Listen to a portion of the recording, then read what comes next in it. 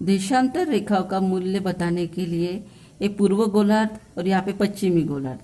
देखो पूर्व गोलार्ध में हम वो 10 अंश 20 अंश 30 अंश ऐसे करते करते वो 180 अंश का कोण हो जाता है।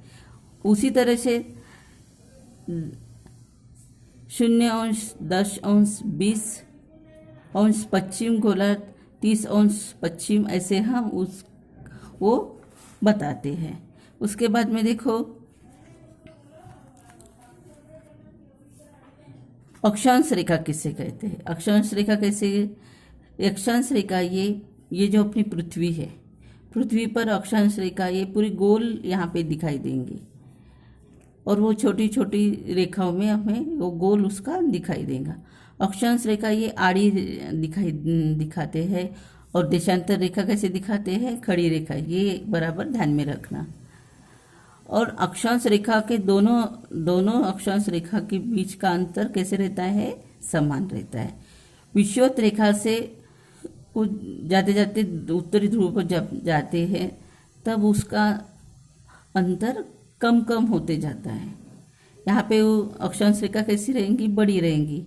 और जब वो उत्तरी ध्रुव पर आती है तब उसका अंतर कैसे रहेगा? कम कम होते जाता है। उसी तरह से विषुवत्तर रेखा से जब वो दक्षिण ध्रुव पर जाती है तब उसका भी अंतर कैसे होगा? वो अंतर कम कम होते जाता है। और विषुवत रेखा पर अक्षांश रेखा कैसी रहेंगी? ज़्यादा रहेंगी और उसका वो 111 किलोमीटर वो होती है। उसी तरह से विषुवत रेखा के द्वारा उत्तरी गोलार्ध तैयार होता है और वो आधा भाग दक्षिणी गोलार्ध कहलाता है। उसके बाद में हम देखेंगे कि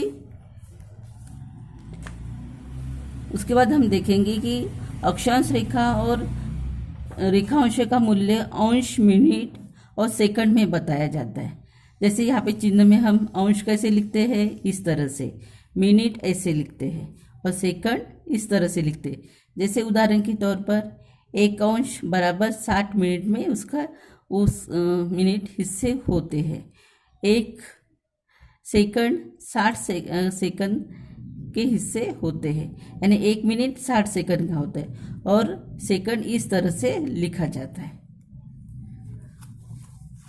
उसके बाद हम देखेंगे कि रेखाजाल। ये देखो यहाँ पे रेखाजाल जो खड़ी रेखाएं है उसे देशांतर रेखा कहते हैं और जो आड़ी रेखा हमें यहाँ पे गोल दिखाई दे रही है ना। लेकिन देशांतर रेखा कैसी रहती है? अर्धवृत्ताकार। और अक्षांश रेखा है ये पूर्ण गोलाकार होती है। यहाँ पे कैसे उसका अंतर कैसे दिखाई दे रहा है? एकदम कम दिखाई दे रहा है। लेकिन विषुवत रेखा पर उसका अंतर कैसे रहता है? ज़्यादा रहता है।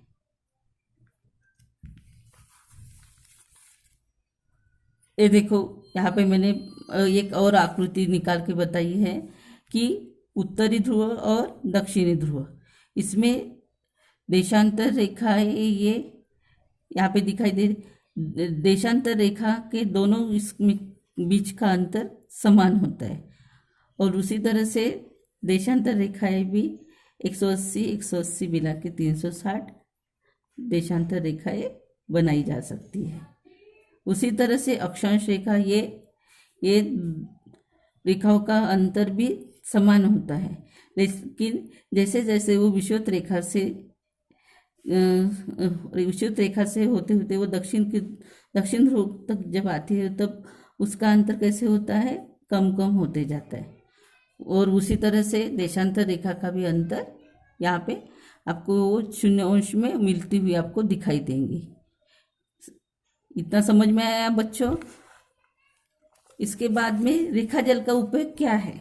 तो रेखाजाल का उपयोग भूगोलक पर अंकित अक्षांश रेखाओं और देशांतर रेखाओं के कारण रेखाजाल तैयार होता है।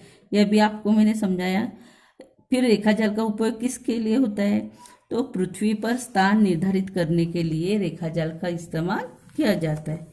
उसी तरह से पृथ्वी पर स्थान निश्चित करने के लिए अक्षांश और रेखांश का भी उपयोग होता है। आजकल तो सभी इसमें इस प्रणाली का उपयोग किया गया है, जैसे भौगोलिक सूचना प्रणाली, वैश्विक स्थान निर्धारण प्रणाली जिसे जीपीएस भी कहा जाता है। इंटरनेट पर गूगल मैप, विकीमेपिया और इसरो के भुवन जैसे संगणक मानचित्र प्रणाली में भी अक्षांश रेखाओं और देशांतर रेखाओं का उपयोग किया जाता है।